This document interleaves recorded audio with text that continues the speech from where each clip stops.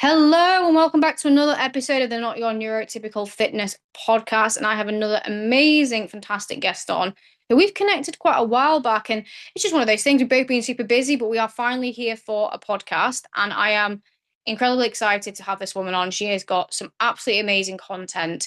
She does so many amazing things, which I'm not even going to try and explain. I'm going to let her get stuck in. But this sounds really rude. How do I pronounce your name? Because I don't want to get it wrong. Is it Estelle? Yeah, Estelle?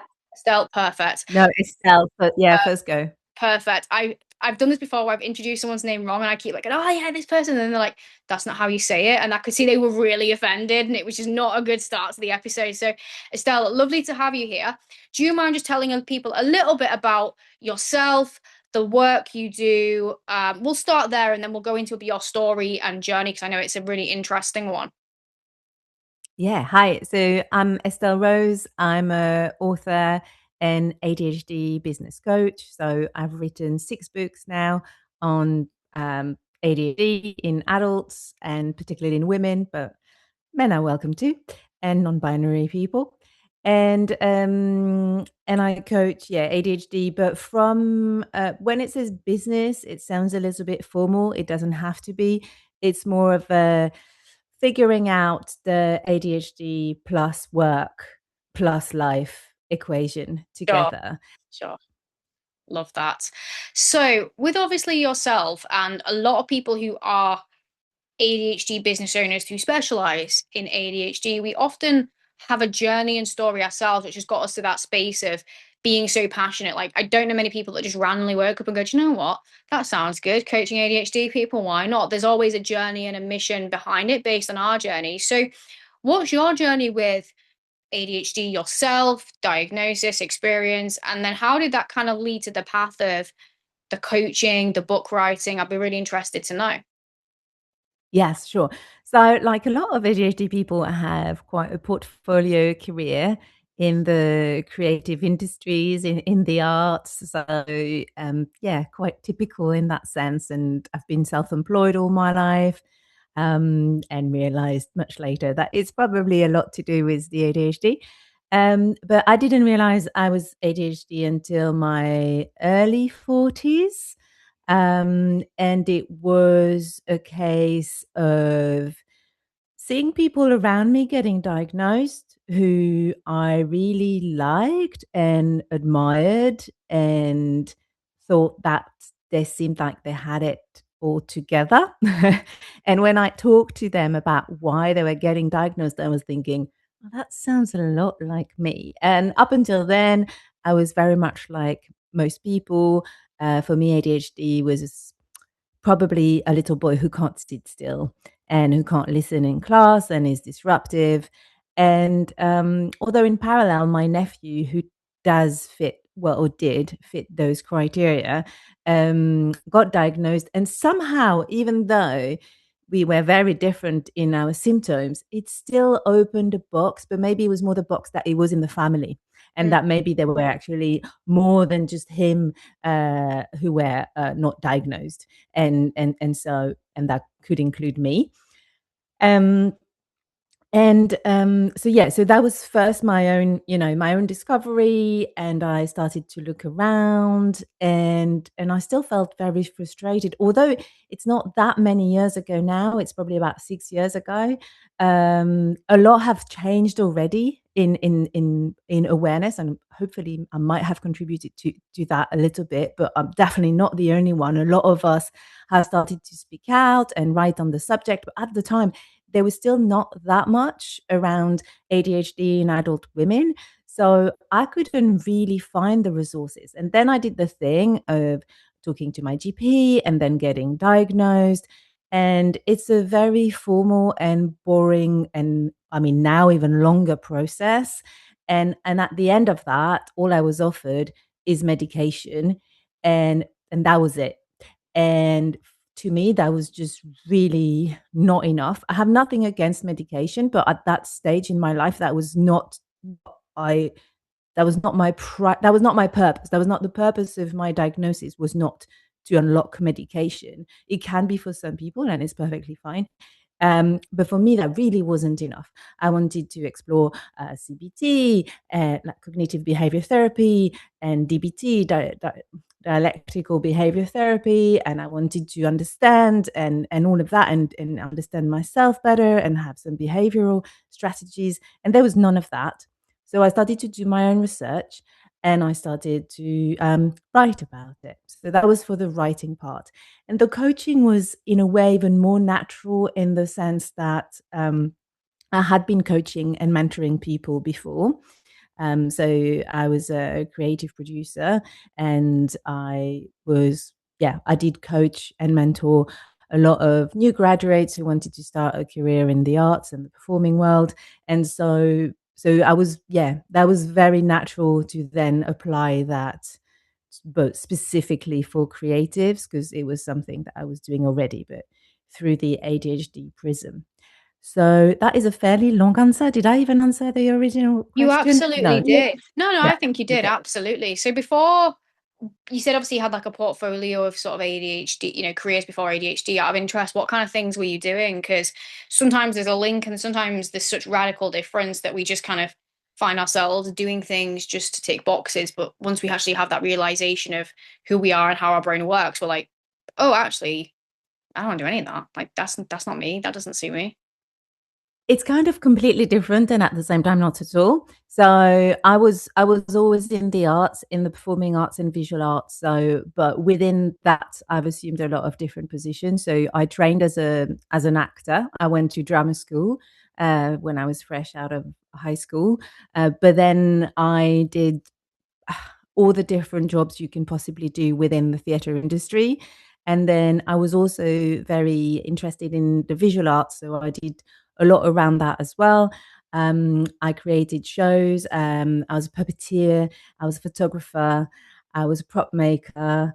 But I was a writer as well. So writing was already there again. So writing was already there and coaching was already there, but not in the format that I'm doing now. Sure, sure. So 6 years ago is when you got diagnosed. Now, I was diagnosed in 2023. I always get the year wrong. Everything's been a blur. And back then, for me, there was very little information out there. It was existing, but very few people speaking about it, sort of thing. And it was only when one of my coaches at the time kind of suggested it to me and explained how it kind of projects in women, and that I started to have some like, oh, okay, that kind of makes sense. But I can imagine 3 years prior to that, like there would have been even less. So what really were those like spark moments that made you go, oh, that could be me? Because obviously now there is, and I think it's great, lots of information that's, in reels and podcasts and books. It's like, this is how it shows in women. And so many more women are now aware of these different projections and stuff. But I mean, even when I was doing it 3 years ago, there wasn't really anything. So what for you kind of gave you that information? Where did it come from? Besides, I think you said like the people being diagnosed, but what were like the maybe traits or symptoms that made you go, oh, I do that, or oh, Yeah. that makes sense to me. So I think it was particularly because I think I'm saying 6 years, but it might be just five. I think it was 2021 because Even it so, was like that will have still yeah, been, yeah. yeah, It was COVID, but like COVID phase 2 or 3 was not like the very first lockdown. And it was mostly I think around burnout. okay, Um and that so there was two friends in particular who know each other, but they were not. It's not like we were like a gang or anything. They know each other, but they're not necessarily best of friends. It was not necessarily a triangular conversation, if that sure, makes sense. sure, yeah, yeah, So there were separate conversations, and who were also creative, also in the arts, and again, that could be labeled high achiever, or seemed like they had it all together, and who were struggling in a way that felt really relatable. But beyond that, it was also a sense of oddity. Like I've always felt like the odd one out. I always felt like I didn't quite belong. And I mean, you can probably hear that I'm French, so there could be an element of that. But actually, if anything, I probably feel that I belong here more than all my time growing up in Paris. So it's really not in that sense that I mean that as if people had a secret, rule book that I didn't have access to around, I don't know, just how to behave and how to have conversations and how to set boundaries, how not to set boundaries. And yeah, that the hyperactivity could be in the brain. I think the racing thoughts was probably a Mm, point also where I thought, oh, so I can be ADHD and actually feel that I'm super fatigued and want to lie down on my couch all the time, but I can't stop thinking, yeah, or something yeah, like that, yeah. rather than just like wanting to, run around all the time. Mm. So yeah, it was more around the fatigue actually, weirdly.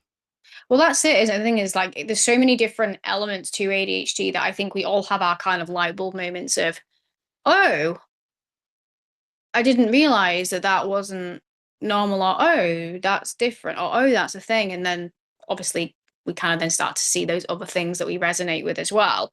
So a lot of the work that you do, like you said at the start, is you are obviously open to work with anyone, but it is very much directed towards women and supporting women through the ADHD.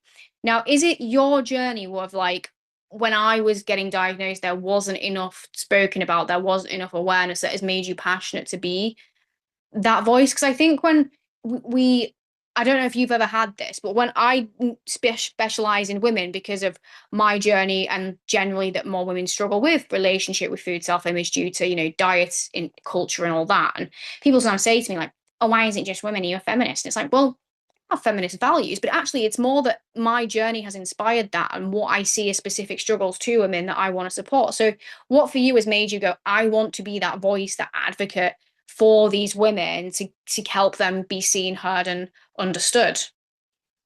Yes, absolutely. That's exactly how it started. It was the fact that there was nothing out there for women, and most of the research then had been done on boys and men, Mm. and was written from the perspective of men, and so it was and also we have the hormonal elements that has a huge impact as well, like the interplay during our cycles or then perimenopause, puberties. That's quite a long time ago for me, but for girls, puberty will obviously have a massive impact, and then yeah, throughout your cycles, and then once you hit perimenopause, and I mean, hormones might. I'll be honest. I haven't looked into it. Hormones might have an impact on men and ADHD as well. But for us, it's so obvious, and it was really not talked about and looked into.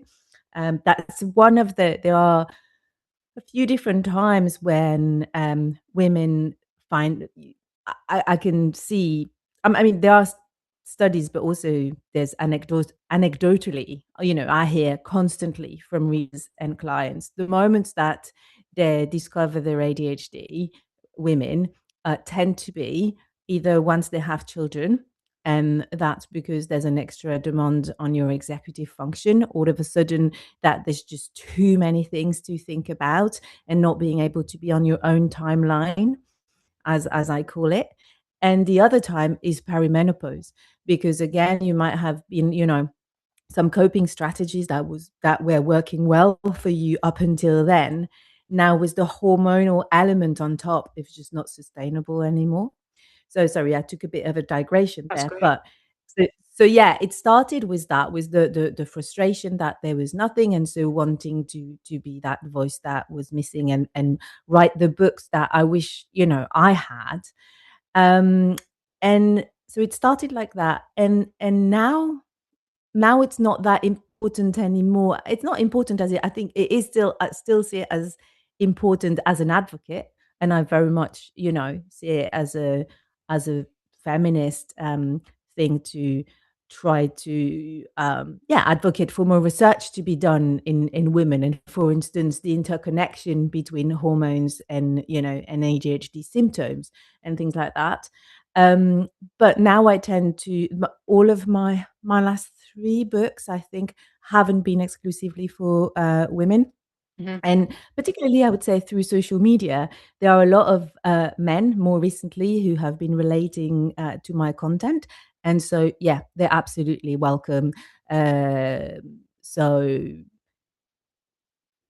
it's not, how can I say, it's not a shift. It's just that, these are the type of people with the type of symptom that I write for Mhm. and about. Most of them happen to be women. And there are, I have some books out there that are definitely for women with our specific um, biological difference and also societal projection that we have to also wrestle with. That counts a lot, I think, for our masking and the fact that we get a late diagnosis, the fact that society sees women as organized and caregivers and all of that. Um, but now I'm a bit more, I'm less rigid about it. Let's put it that way. Let's Sure, say. sure. And obviously, 100%, like content can resonate with anyone. But for sort of the women out there, and what you were just saying then about those kind of like societal expectations and pressures and how it can project differently, I don't think these are necessarily spoken about enough in terms of like why it is so hard. So it's really amazing that we're now seeing that understanding of how it manifests differently and generally not for everyone, because you do have some of the girls that take that run around the classroom symptom, and you will have some boys that maybe aren't externally hyperactive but have the thoughts that just don't stop. But it's not necessarily spoken about okay, but in women, what are some of the struggles and projections that happen with that combination of the ADHD, but also societal expectations of the gender stereotypes or hormones. So, from my coaching perspective in fitness, like I was saying to you, there's so much pressure on, yes, men and women, but women's body types all the goddamn time. This size, this, be this. And it's such with ADHD that presents so many problems because of how that then projects in their dieting behaviors and fixations and cycles and the comorbidities, which I'm sure you're aware of with things like binge eating and eating disorders. But what other lenses are there? Because obviously that's where like my knowledge is around like the body image and the relationship with food and the exercise and the health implications. But you mentioned some there about like organization and parenting. I'd love to hear some more sort of maybe struggles that aren't spoken about enough that are dark sides linked to hormones, societal expectations leading to masking that maybe just are not spoken about enough to help some women out go, oh my God, thank you. Thank you, someone speaking about this. For sure. So the one of them, starting from sort of childhood, is that again, if we don't get diagnosed, if we're not running around the classroom, it will often be because we're more like a daydreamers type. So we're zooming out, but because we're not bothering anyone while zooming out, and there's the good girl myth. So a lot of us would have been good girls who are just, if we tried, like talented, if we just tried a little harder type. So we would, our grades, I would have been good enough, but they could be so much better because you're so bright. And so, but because again, girls are good and they don't disrupt. So obviously, I'm talking about projections here, right? That's not. So we'll mask, we'll learn that, and we'll mask, and we'll fall under the radar. Um, and then yes, there's the homemade. So women, again, in terms of cliches and projection, societal projection, and expectations. So women are home, caregivers, homemakers, and organized. So we're meant to. So we're meant to naturally multitask, right? We can have kids, keep the house, and also have a wonderful career and look amazing and be fantastic lovers, and and all of that effortlessly, of course. So So again, we're meant to be busy anyway, and do all of that, and so you will have those uh I suppose one of the reason that then a lot of women realize they have ADHD when they have kids is that all of a sudden is just too much. All of that juggling everything together is just too much. But in terms of the dark side, as you say, I think it's the emotional and the self-esteem impact. So you will know the self-esteem side really well from a body image point of view and all of that, I'm sure. But also from in other ways. So if you're being told constantly that you could do so much better because you're so bright and so talented, if only you tried harder, and you feel that you are actually trying, or you feel that you want to try, but somehow you there's something that gets in the way, that means that you're not sending that email, or you're not doing that great business idea that you thought you were, or you're not finishing your studies, or whatever it is, then you internal and you don't know you have ADHD, and you don't have the strategies to cope with all of that, then you internalize that as failure. You're like, what's wrong with me? I'm Mm, meant to be bright. Everybody's telling me that I'm bright, but I can't, have the grades that I'm meant to have. I can't have the career that I want to have. I can't keep the partners that I want to keep, or whatever it is. And that's imagine, if you by the time you're diagnosed at 40, but even 30, even 20, to be honest, imagine all of those internalized as failure. That's a lot of work, to undo. And that's something that medication will barely touch, by the way, which is what makes me quite angry, that when you get a diagnosis, all you get is medication. Again, nothing against medication, but that can't be the only answer. no. It is not. For most people, it isn't. So yeah, so that self-esteem, that will chip at your self-esteem like big time. And so yeah, body image, relationship with food will is definitely a big one. Um, but yeah, again, in terms of self-worth, either in work or relationships, whether with partners or friends, that can be that, that can be quite big, and depression and anxiety being very some of the top comorbidity for people with ADHD. You can see how that can feed into that quite nicely. And then there's the whole, again, going together, that there's the whole emotional aspect. So the emotional roller coaster, and that's where societal expectation, or the cliche will be, well, you're hysterical, or it was like, it's the time of the month. So and yeah, the hormones will come and play there as well. But there's that whole emotional dysregulation that can come with ADHD is also often left unmanaged. So that was one of the reason I trained as a DBT practitioner. And and dialectical behavior therapy, and that was what my last book is about, because again, I feel that that's something that people with ADHD should have access to a lot more easily. And at the moment, it tends to be just quite, well, I mean, on the NHS in England, at least where I am in Kent, I know that it kind of differs, but it's kind of different per county. But yeah, that's not something you can get. And even if you go privately, it tends to be in quite rigid clinical setting, which are not ideal for ADHD people. No. So yeah. For someone who doesn't know what dialectical behavioral therapy is, can you just give a bit of an explanation? Because you'll be able to explain it way better than I can.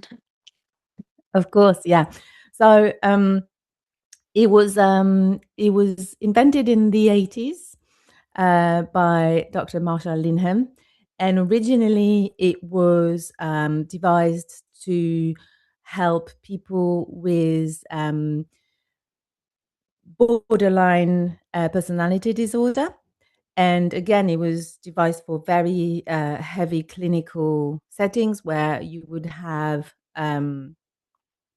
therapy, like one-on-one therapy once a week. You will have workshops. So there are some skills which I'll go back to, which is what the book is about. So you have workshops where you're taught skills around 4 pillars, which I'll go to, and then you would have also like telephone coaching, so that if you can get help on the spot with when you apply where you're in a situation where you need to apply those skills. And so the skills are all around emotional regulation, but they are mindfulness, emotional dysregulation, and oh, you'll see that now, of course, on top of my head. Interpersonal effectiveness, so that's relationship, and crisis skills. And yeah, and so there are, if you think about CBT, cognitive behavior therapy, and if you think of ACT, acceptance cognitive therapy, Mm. I suppose the C is for cognitive therapy. DBT kind of sits in the middle in the sense that, and that's what I like about it, is that it helps you, and that's where the dialectical word comes from. It helps you to reconcile acceptance and both acceptance and change. Mhm. And to me, that's really important when it comes to ADHD, to and especially to a late diagnosis, is that I think that acceptance is a huge part of it, and making peace with yourself and who you are, and in a way that can be the really liberating part of it. But then you also need to recognize that some behaviors are unhelpful, and even hurtful and dangerous in some cases, in some, if you want to go really dark, you know. So yeah, so that's about both acceptance and change, which I think is really helpful for us. Oh, And since the 80s, just as a sorry, since the 80s, um it has evolved, and so the skills have been used in different settings, that without the whole clinical heavy therapy, and also originally, like, there was a lot of homework and a lot of worksheets and a lot of tracking that are not necessarily, again, really our cup of tea, or like not our strength, and even quite unhelpful. But now the skills, it's been shown is that even teaching the skills separately can be very beneficial. amazing. And just to kind of come to the sort of the point that we wanted to sort of round up today with is obviously we explained this dark side, but actually how can we sort of move through it? And I know you don't have the time to give every single strategy to every single problem, but I think even what you just said there about, yes, medication can support some of the sort of biological mechanisms, but because of the struggles a lot of people have that are late diagnosed, it isn't just a case of the biology and neurology, it's the psychology, isn't it? It's the Yeah, shame, the internal narrative. So that's where that yeah, validation and then moving on. I think that is a really nice kind of stepping stone, is to actually have step one is to validate, accept, understand. Then step two is to sort of come up with solutions to work through it. yeah. So I know you cannot give every single system, every single strategy to every problem, but when we sort of say move through it, what can that look like? Because I think a lot of people with ADHD, especially women in this boat where they've been diagnosed and they've maybe gone through that stage of like a bit of like grief and then a bit of validation. And then it's like there's kind of two pathways of people, isn't it? There's the people that, it sounds really awful, will stay in the stuck and the struggle, but then the camp of people that go, right, well, actually, this is not going to be my life story forever now. Let's work with our brain. Let's do something about this. How, what are some things people you do with people, or things people can do to actually start to work through some of these challenges? Because that's the goals, right? Is it's knowing what the Mm, problem is, but actually doing something to fix it and yeah. solve it and make it part of your life. Yeah, so exactly what you said, like now, just now, you said like the first part is knowing what the problem is, and I think that's exactly that. So, because once you know it's ADHD, well, great, you know the name of it, but that doesn't mean you know what the problem is in Mm. your daily life, okay? And also, what I would say, even like what gets in the way, what gets in the way in your life, diagnosed with ADHD, with your life history, I'm sure it looks quite different than, what gets in the way of my life. And some stuff will be the same. And that's probably the point was like, oh yeah, me too. Oh yeah, that's why we're both ADHD and stuff. But then some stuff there will be completely different. And also they will be different at different life stages or different circumstances because we're not just our labels, right? Mm. So I think the the very well, it's not necessarily the first step, but the most important step is probably to be able to identify that. And that's not necessarily that easy. That is because that level of self-awareness. So there's self-acceptance, and that's, like we just said, is key. But also self-awareness is super important. And very often, partly because of the ADHD, partly because of again the society that we live in today that is super fast and super go, go, go, will tend to be like, not to take the time to listen inward. Right. We'll be like, no, okay, yeah, no, I'm gonna get better. Even if it's something like, say, you want to get better, let's say you want to be more productive. I'm gonna be more productive. I'm gonna wake up at 6 every day and I'm gonna do it. And it's like, but if you don't take the time to listen inwards to see why you're not doing it in the first place, beyond the, oh, it's because I have ADHD. And again, someone listening might think, but I've got ADHD and that's why I wake up at 6 a.m. That's fine. That's very possible. That's very likely to be the case, that actually you're up at dawn because you can't sleep anymore because you've got ADHD. So it's going to be a different problem. It's just an example. But you're not going to be able to address a way that works for you. Mhm. And so there are solutions and there are strategies that work for a lot of people. There are pointers, and that's the one that I try to put in my books. And I always say in the introduction or somewhere, and if I don't say it enough, then I'm saying it again now. I always see them like a buffet, Yes, and you pick, and then you got your plate, and you pick the ones that work for you, and 100%. and you can go because it's not, you can have as many servings as you want. So maybe you have you people will have different strategies. You might have like 10 items your first round, and then actually you decide that you're going to go for a second for just your four favorite ones. Or maybe you might approach it differently. You might go for four, and then you're going to go and try completely different five next time, however you see fit. But you take what you want and you leave the rest.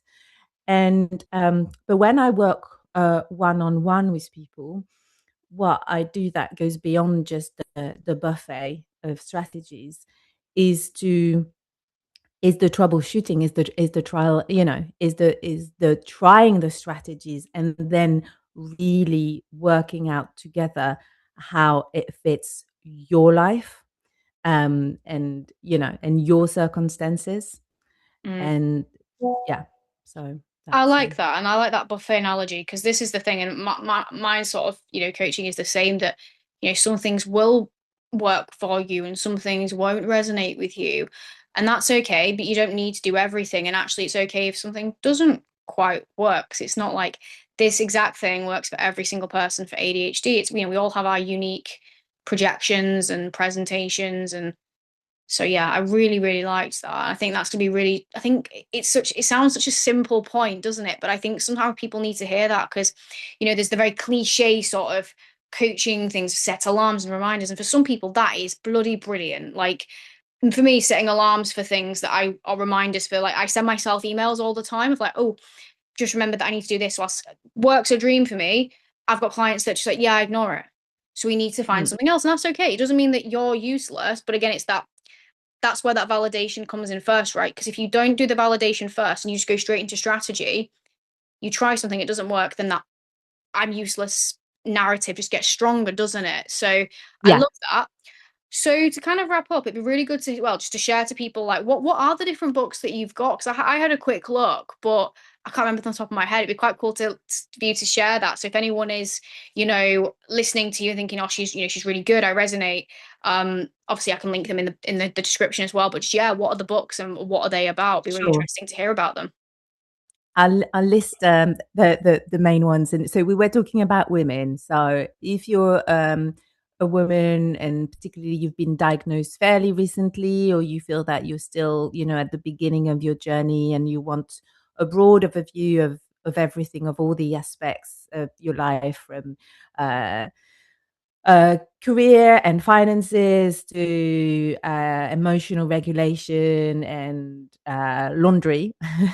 So that's the Empowering ADHD Workbook for Women. Hmm. If laundry is really your thing, now, if you feel completely overwhelmed by organization and cleaning and that kind of stuff, then it's Empowering ADHD Organization and Cleaning. If you are more interested in productivity and executive function and burnout, I mean, they all touch on burnout because that's a big thing for me, but more that kind of thing. That's Adult ADHD Executive Function 7-Week Power Up. Hmm. And if you're more interested in emotional regulation and possibly RSD, rejection sensory dysphoria, then it's the latest one, which is empowering BBT for adult ADHD. Amazing. And what I'll do is I'll link your website in the description so people can then pull up the easiest way to go find those. But Sure. that's Yes. been absolutely amazing. So again, I will link your website and social handles in the description. But just for the purpose of the podcast, if anyone just wants to go now, where are you active on social media? Where can people connect with you? Sure. I'm mostly active on Instagram and at Estelle Rose ADHD. Brilliant, nice and simple. So go drop her a follow, guys. Go connect. She's, as you can tell from today's podcast, absolutely lovely. We're lovely to chat. And just from my end, I want to say a big thank you for today. I've really enjoyed that discussion. And like I was saying, it's just some of those things are so simple, but we just need those little reminders. And I know that just those little nuggets of gold that we've gone through today will hopefully have given people that too, that little, that makes sense. Or, yes, I needed to hear that today. So a big thank you to yourself and to all the other listeners that are here regularly. I will see you on the next episode.